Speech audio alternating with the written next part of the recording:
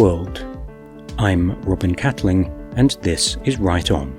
Join me in my author journey as I delve into the craft of writing, bringing you tools, tips, and lessons learned the hard way so you don't have to. More trouble with prequels. With a prequel novella in the works for my fantasy series, I'm finding more troubles with prequels.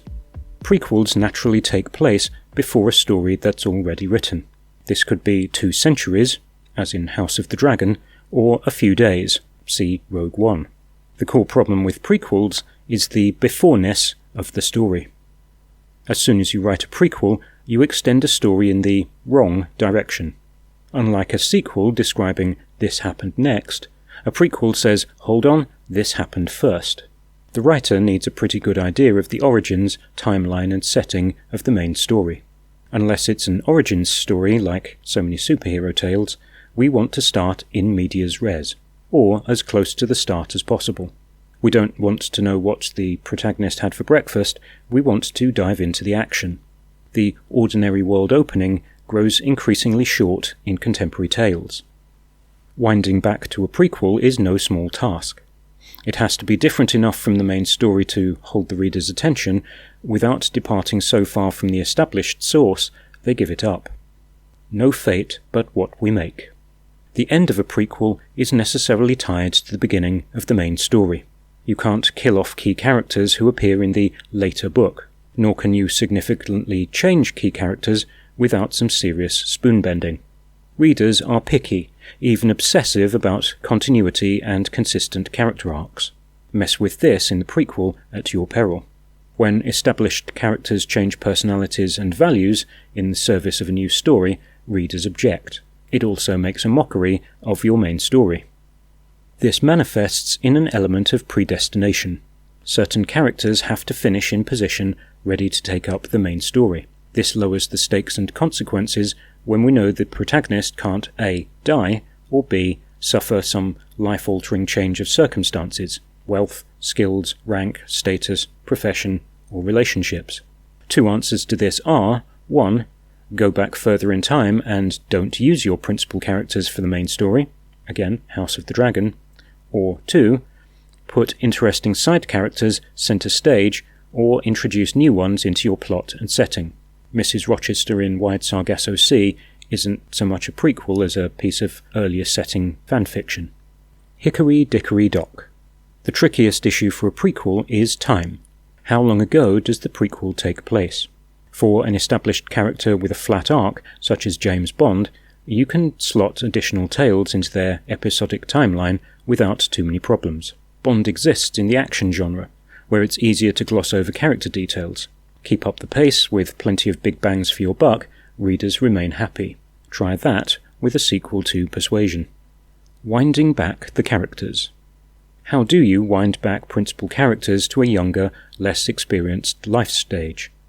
The obvious is the origins story, where they learn the skills or formative experiences that make them the principals of the main story. This generally pulls them down the scale of competence, though. Is there continuity? A credible arc or a continuum for the character? Are they believably less mature, capable, or skilled than in the main story? Example: Anakin in The Phantom Menace is a chipper Disney child hero. In Attack of the Clones and Revenge of the Sith, he turns into a petulant, whiny teenager, and straight into Darth Vader for A New Hope. It doesn't work. Nor did the prequel Solo, which gave us a clumsy, emotionally stunted Han Solo. Less a movie than a piñata stuffed with as many Star Wars references as could fit. It included the Kessel Run and the infamous card game that won Han the Millennium Falcon. So many references, it felt like a box-ticking exercise or a game of top trumps. Recall that literary agent's feedback? Unfortunately, the interesting parts weren't original, and the original parts weren't interesting.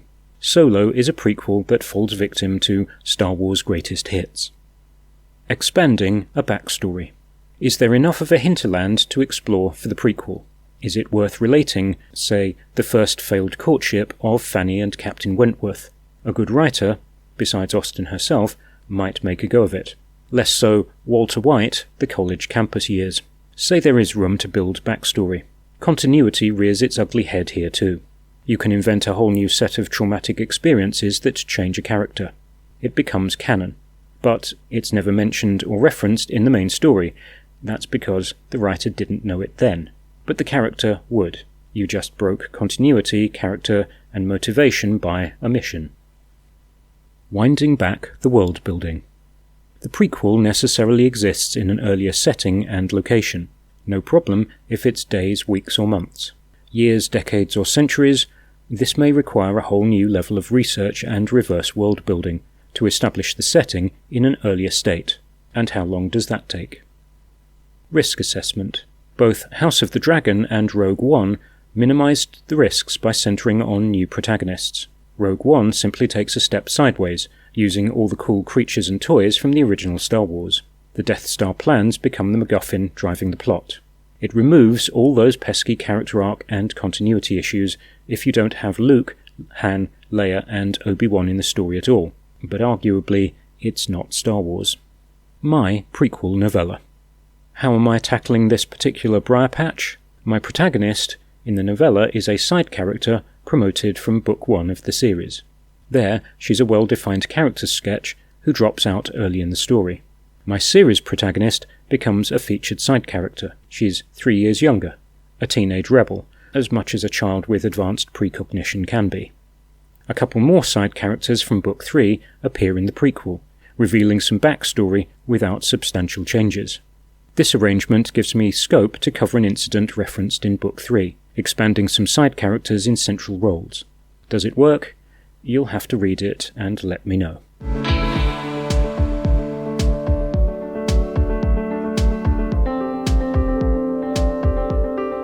That's all for this time. Thanks for stopping by.